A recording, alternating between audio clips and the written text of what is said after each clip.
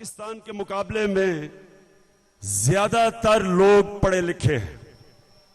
इसे एक मुख्तलिफ तकरीर करूंगा। एक जलसे में तकरीर होती है, एक इंसान एक उन लोगों से तकरीर करता है उनके सामने जिनमें शऊर होता है, जो मुल्क के मसले मसाइल को समझते हैं, अपने इलाके के भी मसले मसाइल और मुल्क के भी। तो इसलिए मैं ये चाहता हूं, जिस तरह आज आप खामोश खड़े हुए हो,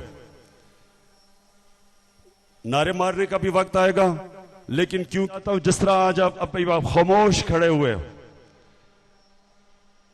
नारे मारने का भी वक्त आएगा, लेकिन क्योंकि 25 जुलाई को फैसला आ रहा है पाकिस्तान का, इसलिए यह जरूरी है कि आप ये समझें इस दिन की अहमियत। क्योंकि नौजवानों, ये आपके मुस्तकबिल का फैसला होने जा रहा है। मैं बार बार अपनी कौम को एक चीज बता रहा हूं कि अल्लाह कभी कभी एक कौम को मौका देता है कि अपनी तकदीर बदल ले। ये हमेशा मौका नहीं मिलता। अमूमन जो इलेक्शन का मैच होता है वो उसी तरह की पार्टीज के बीच में होता है, मसलन पीपल्स पार्टी और नून लीग। इनके अंदर कोई फर्क नहीं है। इनके लीडर्स मुल्क में आते हैं पैसा बनाने के लिए। इनका जो मुकमुका था चार्टर ऑफ डेमोक्रेसी के नाम पे, इन दोनों ने फैसला किया था कि बजाय हम एक दूसरे को करप्ट कहें, हम दोनों बारियां लेते हैं और जब मेरी बारी होगी तुम चुप करके फ्रेंडली ऑपोजिशन बनना, मुझे पैसे बनाने देना, और जब तुम्हारी बारी आएगी तो मैं भी नूरा कुश्ती खेलूंगा। मैं अपना opposition leader Khurshid double Shah बना दूंगा। वो ऊपर से ऑपोजिशन करेगा और अंदर से सब मिल मिला के मुकमुका करके इस मुल्क को लूटेंगे। ये था चार्टर ऑफ डेमोक्रेसी। दोनों पार्टीज ने, इन दोनों ने मिलके अपना नैब का हेड बनाना था, नैब चेयरमैन इन्होंने फैसला करना था। इन्होंने केयरटेकर गवर्नमेंट यानी कि अपने अंपायर लेके आने थे, और जो इलेक्शन कमीशन थी जिसका काम होना चाहिए फ्री एंड फेयर इलेक्शन, दोनों जमातों ने फैसला किया कि हम चुनेंगे, हम अपने अंपायर चुनेंगे। तो ये जो 2013 का इलेक्शन था वो फिक्स हो गया। अंपायर अपने थे, दोनों पार्टीज में समझौता था, जिसने भी आना था खुल के चोरी करनी थी और पकड़ने का वाला कोई नहीं होना था। तो ये जब इनके ऊपर कोई मुश्किल आनी थी, यानी मुश्किल कैसी कि जब इनके ऊपर किसी ने हाथ डालना था इनकी चोरी के ऊपर, तो जमहूरियत ने खतरे में आ जाना था। इनकी करप्शन को पकड़ने का मतलब कि पाकिस्तान की जमहूरियत खतरे में है। यह हुआ 10 सालों में। अब नौजवानों, मैं हर जगह यह चीज कह रहा हूं, मैं चाहता हूं कि आप इस चीज को समझे कि 10 सालों में हुआ क्या है। 10 सालों में यह हुआ है कि 10 साल पहले पाकिस्तान का 60 साल की तारीख में कितना कर्जा था? कितना कर्जा था? शाबाश। इसका मतलब मेरा पैगाम जा रहा है कौम तक। 6000 अरब।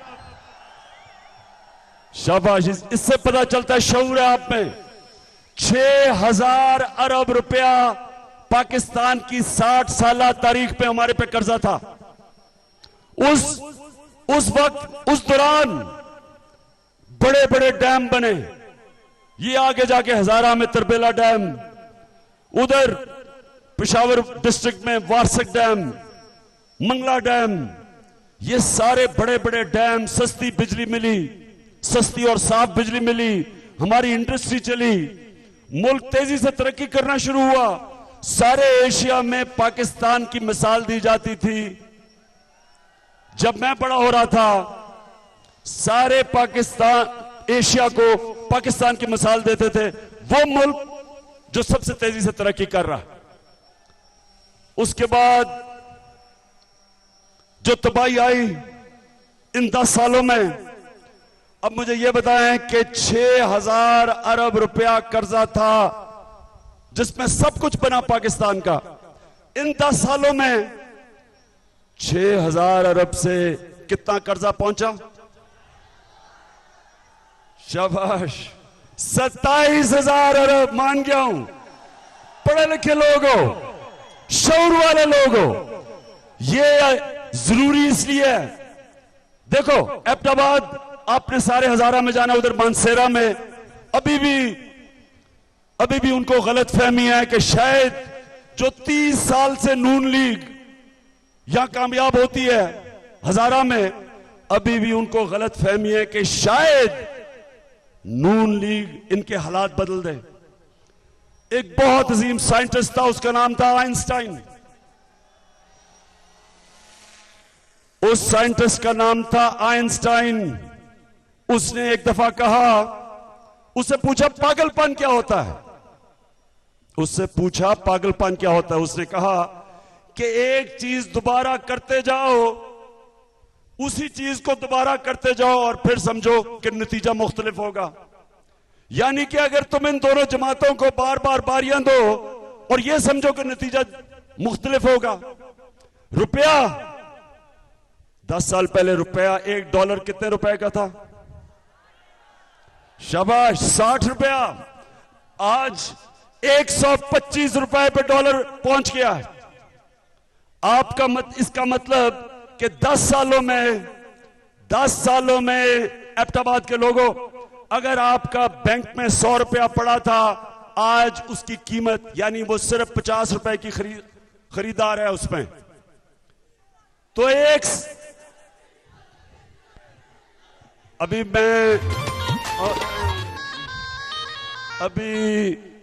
मैंने आपको कहा था कि मैं पहले आपसे जो जरूरी बातें करने आपकी, क्योंकि मुस्तकबिल है ना आपका। इमरान खान को तो मुस्तकबिल नहीं है, इमरान खान को तो अल्लाह सब कुछ दे बैठा है, मुस्तकबिल तो आपका है। इसलिए ये सुने जरा गौर से, देखें तो रुपया जब 60 रुपए से डॉलर 125 रुपए पे गया, तो इसका क्या मतलब हुआ? सारी चीजें महंगी हो गई। जो बाहर से हम चीजें खरीदते हैं, तेल, डीजल यानी कि फजल रहमान, ये सब महंगे हो गए। मैं पहले, देखो मुझे पता था कि मैंने जैसे डीजल कहना है आपने फजल रहमान कहना है, इसलिए मैंने पहले फजल रहमान कह दिया। अच्छा सुने आप, सुन लें आप, ये याद रखें कि जब आपका रुपया गिरता है डॉलर के मुकाबले में, तो जो चीजें बाहर से हम खरीदते हैं वो सब महंगी हो जाती हैं। तो तेल महंगा का मतलब ट्रांसपोर्ट आपकी महंगी, ट्रांसपोर्ट की महंगी का मतलब कि जो चीजें ट्रांसपोर्ट होती हैं वो महंगी, गैस महंगी, बिजली महंगी। और इससे क्या होता है? आम आदमी जो मुश्किल से घर का खाना पूरा करता है, जब महंगाई होती है वो बेचारा मुश्किल से बच्चों का पेट पाल सकता है, गुर्बत बढ़ जाती है। और ये क्यों है? अब दूसरा सवाल, नौजवानों दूसरा सवाल, अभी नारे नहीं मार रहे, दूसरा सवाल, अब ये क्या वजह है? ये मुझे बताएं कि 10 सालों में हमारा कर्जा 6,000 अरब से 27,000 अरब गया है। क्या वजह है? क्या वजह होगी? क्या वजह होगी? ये वजह 2 वजूहात है। एक है नाहेली, करप्ट लोगों को इन्होंने मुल्क के बड़े बड़े इदारों पे बिठा दिया, कौम की बेहतरी के लिए नहीं। करप्ट इन्होंने करप्ट लोग इदारों के ऊपर बिठाए इसलिए कि इन्होंने पैसा बनाना था। इनके सामने कोई रुकावट ना हो, नैब इनको ना पकड़ सके, FBI इनको ना पकड़ सके, SECP इनको ना पकड़ सके, FIA इनको ना पकड़ सके। अपने लोगों को इदारों में बिठाया, स्टेट बैंक पे अपने लोग बिठाए, और उसके बाद कोई पूछने वाला नहीं था। जब इन्होंने दूसरी चीज पैसा चोरी की, तो नाहेली और करप्शन की वजह से आज आप कीमत अदा कर रहे हैं।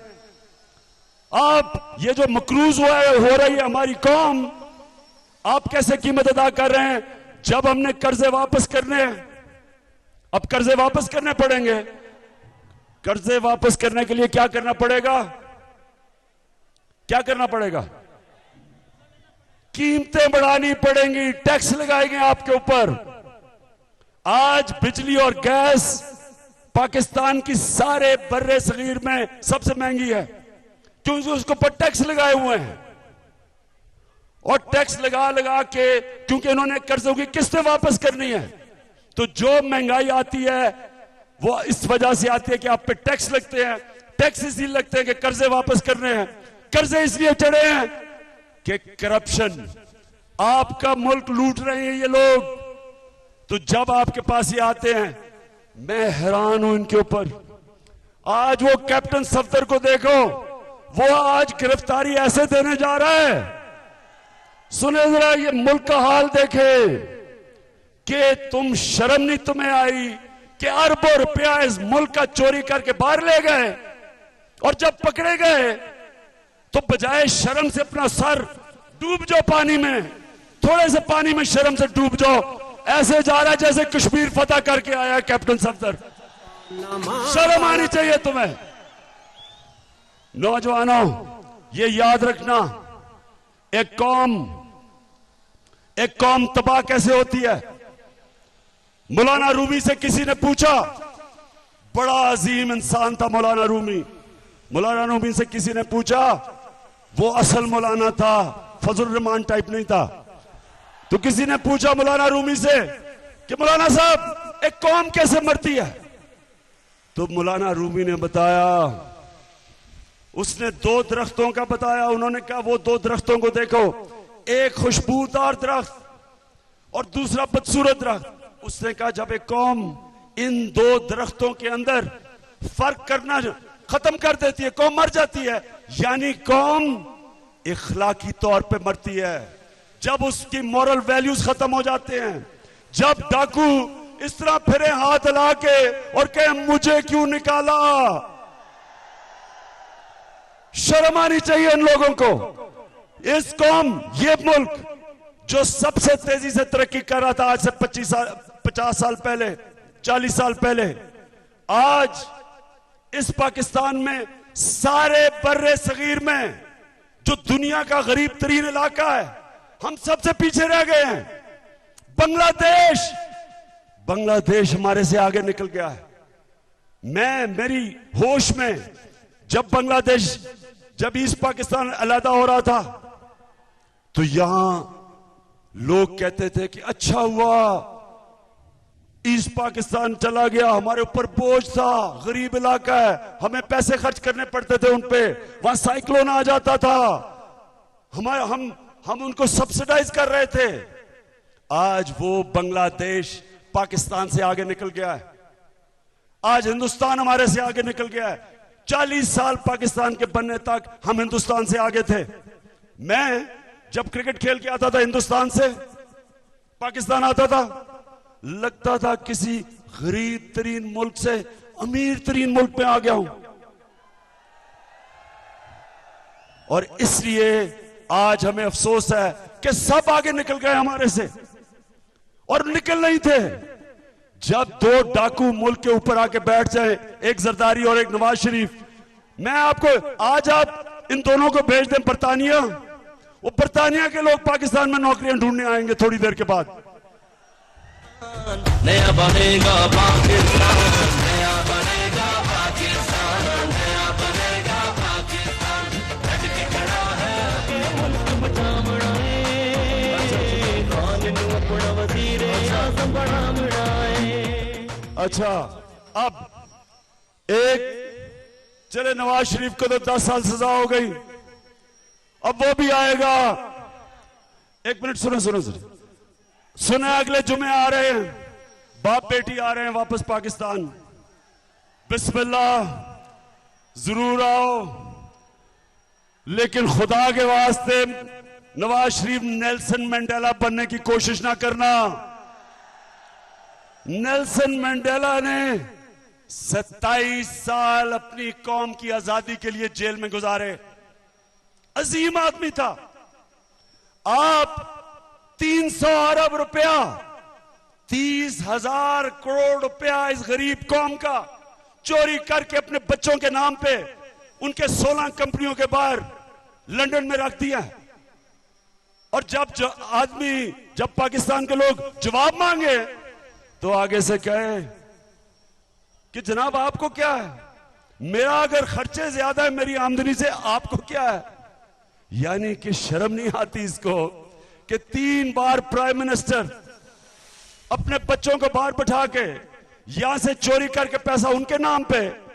तो जब बच्चों से यहां की अदलिया ने पूछा कि आगे हमें जवाब दो कि आप बैठे बैठे इतने अरबोपति कैसे बन गए, तो क्या कहते बच्चे, 2 बेटे क्या कहते, हम पाकिस्तानी शहरी नहीं हैं, हम जवाबदेही नहीं है। अगर वो 2 मैं बेटों से पूछता हूं कि अगर आपने हलाल का पैसा कमाया है तो आके जवाब दें। मुझे इन्होंने 1 साल सुप्रीम कोर्ट में रखा, 1 साल। मैं बाहर से अपनी हलाल की कमाई क्रिकेट खेलता था, बाहर सारी दुनिया जानती थी। उधर से मैंने फ्लैट लिया आज से 34 साल पहले, वो बेच के सारा पैसा पाकिस्तान लेके आया। मुझे सुप्रीम कोर्ट में 1 साल लगा, एक एक चीज की तलाशी दी, एक एक चीज का हिसाब दिया, कितने का फ्लैट खरीदा, किधर से पैसा आया, पैसा फिर पाकिस्तान कैसा आया, मनी ट्रेल दी, 60 दस्तावेजात दी सुप्रीम कोर्ट में बताने के लिए कि मेरा हलाल की कमाई जो मैं पाकिस्तान लेके आया हूं। ये इन्होंने 300 अरब रुपए का जवाब देना है जो यहां से बाहर गया है, और अभी तक सिवाय एक बोगस कतरी खत के एक जवाब नहीं है बताने के लिए कि 300 अरब रुपया बाहर कैसे गया। उल्टा नेल्सन मंडेला बने हुए हैं, हाथ हिला रहे हैं, जनाब बहुत बड़ा मार्का मारा, 300 अरब रुपया आसान नहीं होता चोरी करना, हाथ हिला रहे हैं। उधर बाप बेटी जुमे को आ रहे हैं कि जी बड़ा मजलूम बन के आएंगे। पता नहीं, मैं तो कई दफा सोचता हूं कि यही होता किसी महजब माशरे में, ये बरतानिया में होता। मैंने अपनी 20 गर्मियां बरतानिया में मैं क्रिकेट खेलता था, प्रोफेशनल मैंने वहां गुजारी। आपको मैं यकीन दिलाता हूं कि किसी महजब माशरे में अगर उनका प्राइम मिनिस्टर पकड़ा जाता 300 अरब रुपए की मनी लॉन्ड्रिंग में, उसकी मिजाल ना होती वो अपने घर से बाहर निकलता, लोगों ने आके अंडे मारने थे उसको, उसकी मिजाल ना होती कि कोई टीवी का एंकर उसके लिए एक मुंह से बात निकाल सकता उसकी ताईद में। किसी मुहज्जब माशरे में जिधर आधी आबादी आपकी गुर्बत की लकीर के इर्द गिर्द हो, जिधर आपके 45% बच्चे इस पाकिस्तान के आज उनको बीमारी हो, और ये हमारे लिए सबसे शर्मनाक चीज है स्टंटेड ग्रोथ। स्टंटेड ग्रोथ का मतलब कि ना बच्चों का ज़हन पूरी तरह बढ़ता है और ना उनका कद बढ़ता है, क्योंकि उनको खुराक नहीं मिलती। 2.5 करोड़ बच्चे स्कूलों में ना हो, सबसे ज्यादा ख्वातीन मरती हो डिलीवरी के पॉइंट पे, क्योंकि हम बुनियादी जरूरियात ना दे सके उनको। उस मुल्क के अंदर एक प्राइम मिनिस्टर मुल्क का 300 अरब रुपया चोरी करके बाहर ले जाए, उसकी जुर्रत ना हो बाहर निकलने की। पहले तो केस 2 साल, तकरीबन 2 साल से चल रहा है, 9 महीने में अदालतों में केस चला इसका। किसी और दुनिया के मुल्क में 1 महीने में फैसला आना था, क्योंकि हम ताकतवर के लिए एक कानून और कमजोर के लिए दूसरा। ये हमारा अलमिया पाकिस्तान का। नौजवानों, ये अलमिया, गरीब लोग भरे हुए जेलों के अंदर, ताकतवर को पकड़ने वाला कोई नहीं है। और ये मैं जरा आज जो दूसरा कल तकरीर में देख रहा था शहबाज शरीफ की, मैं शहबाज शरीफ ने जो बातें की कि मेरी एक धेला भी कोई बता दे मैंने चोरी की हो तो मेरा नाम बदल देना। उसका नाम तो हम काफी दफा बदल चुके हैं। तो कहता, अब ये जरा सुने, अब ये सुने, क्योंकि मैंने फैसला किया था कि अहमदाबाद के पढ़े लिखे लोग हैं, वो समझेंगे इशू को, तो मैं जरा सिर्फ बताने लगा हूं कि शहबाज शरीफ अगर तुम कहीं सुन रहे हो तो ये जरा देखो, ये रिपोर्ट है पंजाब के ऑडिटर जनरल की, ये तहरीक इंसाफ की रिपोर्ट नहीं है, पंजाब के ऑडिटर जनरल की रिपोर्ट है मेरे हाथ में, ये पूरी रिपोर्ट है। इस रिपोर्ट में जरा ये आप सुने, सारा बजट जो पख्तूनख्वा का सालाना डेवलपमेंट बजट है सारे पख्तूनख्वा के लिए, वो है 110 अरब रुपया, 110 अरब रुपया। ये मेरे सामने 2 साल की ऑडिटर जनरल की रिपोर्ट है। सिर्फ इसमें मैं आपको 9 चीजें बताऊंगा जो ऑडिटर जनरल ने बताई है इस सारी रिपोर्ट में। अब सुने जरा, नाअहली और करप्शन की वजह से नुकसान हुआ। पहली चीज, रावलपिंडी इस्लामाबाद मेट्रो में 6 अरब 600 करोड़ रुपया। दूसरा, फैसलाबाद डेवलपमेंट अथॉरिटी, उसकी हाउसिंग स्कीम्स में नुकसान हुआ 25 अरब रुपया। सुनते जाएं जरा, ये है जनाब शहबाज शरीफ, जिसकी सारी तरक्की होती है इश्तिहारों में। हर रोज इश्तिहारों में, शुक्र है इश्तिहार गए, नहीं तो उसकी शक्ल आई होती थी, कोई मोटरवे का फीता काट रहा है, कोई कुछ कर रहा है। तो आप ये जरा बताएं कि ये वो शहबाज शरीफ है जो पंजाब के ऑडिटर जनरल की रिपोर्ट है। फिर जी गुजरांवाला डेवलपमेंट अथॉरिटी, उसकी हाउसिंग स्कीम 24 अरब रुपया, गिनते जाए जरा। फिर चहान डैम रावलपिंडी 82 करोड़ रुपया नुकसान। फिर जनाब आगे जाओ, मुल्तान डेवलपमेंट अथॉरिटी, उसकी हाउसिंग स्कीम 8 अरब रुपया अवाम को नुकसान। फिर जनाब board of revenue, Punjab revenue authority, excise taxation, irrigation, transport और फूड डिपार्टमेंट, कितना नुकसान अवाम को? 126 अरब रुपया। गिनते जाओ जरा, अपने फोन पे कैलकुलेट करते जाओ कितना बनता है ये अभी पख्तूनख्वा के डेवलपमेंट बजट से तो सिर्फ एक ही नुकसान से आगे निकल गया। फिर उसके बाद communication works, housing, urban development, Cholistan development, Danish school, इसका कितना नुकसान है? 100 अरब रुपया। ये हो रहा है कौम को नुकसान। फिर आगे financial mismanagement and loss in Punjab accounts 2017, उन्होंने 44 अरब रुपया। मैं ये इसलिए आपके सामने लेके आया हूं क्योंकि आजकल शहबाज शरीफ बड़ा मोतबर शक्ल बना के बड़ा अपने आप को बता रहा है कि जनाब मैं, बड़े भाई तो चले गए, और फिर कहता हम अदालत का फैसला नहीं मानते। शहबाज शरीफ, हम तुम्हें किधर से फैसला ला के दें? मुझे बताओ कौन सा फैसला कबूल होगा तुम्हें? क्या हम तुम्हें बरतानिया की अदालत में लेके जाए? कहता पाकिस्तान की अदालत का फैसला नहीं मानते। जब तो आप मानते थे उन जजेस को, जब शहबाज शरीफ आपके टेलीफोन कॉल जस्टिस कयूम को जा रही थी कि जस्टिस कयूम को कैसे फैसला करना है, वो तो जज आपको कबूल थे। जब आपके न्यूट्रल अंपायर आ गए तब आप उनके पीछे पड़ गए। तो मैं आखिरी एक बात करके उसके बाद मैं सिर्फ मुख्तसरन आपको बताऊंगा कि अहमदाबाद नौजवानों आपके लिए कि तहरीक इंसाफ कैसे अपनी जिंदगी बदलेगी। आज फैसला आया है खत्म नबूवत के ऊपर, जो हल्फ की तब्दीली करने की कोशिश की। आज जफरुल हक, राजा जफरुल हक की रिपोर्ट आई है। उस रिपोर्ट ने एक सवाल और उठा दिया है। वो रिपोर्ट ये कहती है कि जो लॉ मिनिस्टर था शाहिद अहमद, कहता उसने सही माने में तहकीकात नहीं की कि हल्फ में तब्दीली आई है। अब मैं ये रिपोर्ट देख के मैं दंग रह गया हूं। एक हल्फ में तब्दीली क्यों आई थी नौजवानों आपके लिए? 1974 के अंदर पाकिस्तान की पार्लियामेंट 23 दिन बैठी और उसके बाद उन्होंने ये अमेंडमेंट लेके आए थे हल्फ के अंदर 1974 में। अगर ये तब्दीली लेके आनी थी अब, तो मैं सवाल ये पूछता हूं कि क्या पार्लियामेंट में आपने डिबेट नहीं करनी चाहिए थी?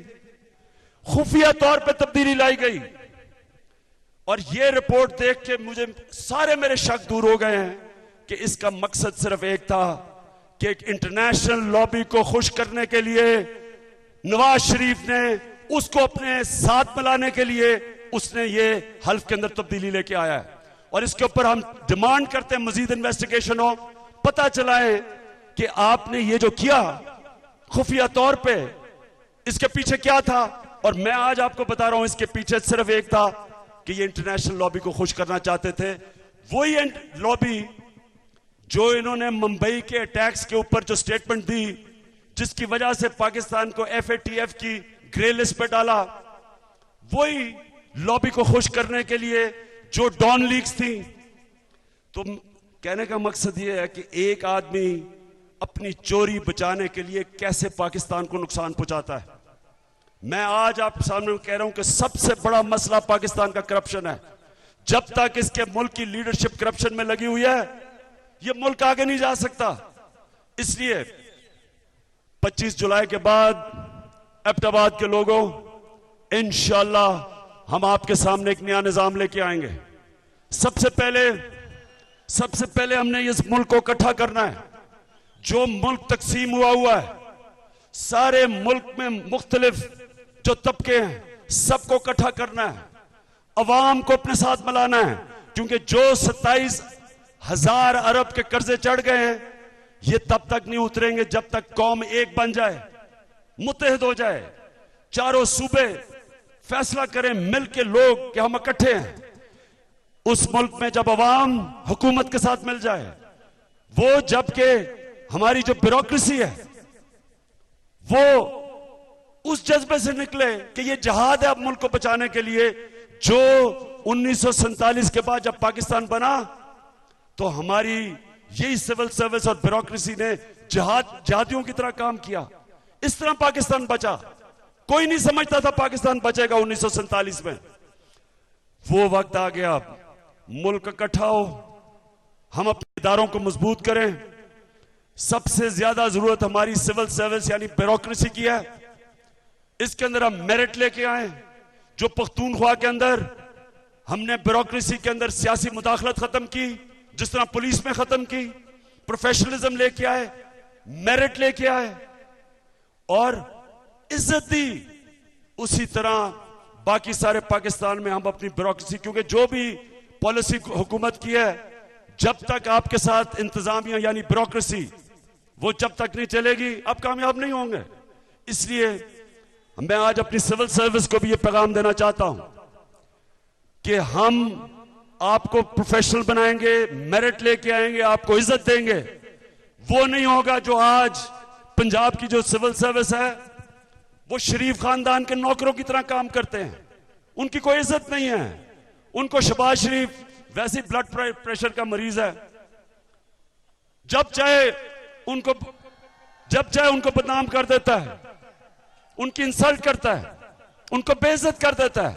इंशाल्लाह मैं अपनी सिविल सर्विस को कहना चाहता हूं कि हम इंशाल्लाह आपकी डिग्निटी बहाल करेंगे, आपका मुकाम वो लेके आएंगे जो एक दफा 60s के अंदर 60 की दिहाई में हमारी ब्यूरोक्रेसी सारे एशिया में सबसे बेहतरीन सिविल सर्विस मानी जाती थी। और सारे बड़े बड़े जो काम हुए हमारी ब्यूरोक्रेसी के जरिए हुए।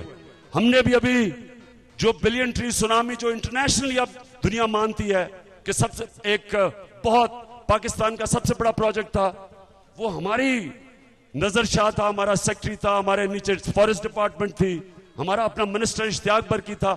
इन्होंने मिलके इसको एक इतना बड़ा प्रोजेक्ट इंटरनेशनली जो कामयाब हुआ। उसी तरह हमें कोई जरूरत नहीं पड़ेगी कि बाहर से कंपनियां लेके आए, जो शहबाज शरीफ करता है पैसा बनाने के लिए। हम इसी ब्यूरोक्रेसी को इंशाल्लाह ठीक करके और इस मुल्क को ऊपर लेके जाएंगे। एबटाबाद के लोगों, नौजवानों, 25 को आपका इलेक्शन है, आपके मुस्तकबिल का इलेक्शन है।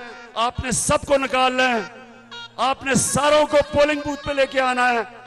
और ये जो मेरे कैंडिडेट्स हैं यहाँ, जो मेरे ये कैंडिडेट्स खड़े हैं, आपने इनको वोट देनी है। जो भी कहना जी कि मैं इंडिपेंडेंट लड़के और उसके बाद तहरीक इंसाफ के अंदर जाऊंगा, उनको आपने मुस्तरद करना है। इसलिए करना है कि ये है नजरियाती इलेक्शन, ये इंडिपेंडेंस का इलेक्शन नहीं है, ये नजरिए का इलेक्शन है। 25 जुलाई को आपने नजरिए को वोट देनी है, आपने बल्ले को वोट देनी है, आपने इमरान खान को वोट देनी है, और मैं जिम्मेदारी लूंगा इन सब की। मेरा काम है उनका सही चलाना, लेकिन आप ये इंडिपेंडेंट को वोट ना देना। जो भी ये कहना जी कि मैं जीत के तहरीक इंसाफ में आ जाऊंगा, तहरीक इंसाफ में आने की कोशिश ना करना, आपकी जगह नहीं होगी तहरीक इंसाफ में अगर आप जीत भी गए। बहुत बहुत शुक्रिया।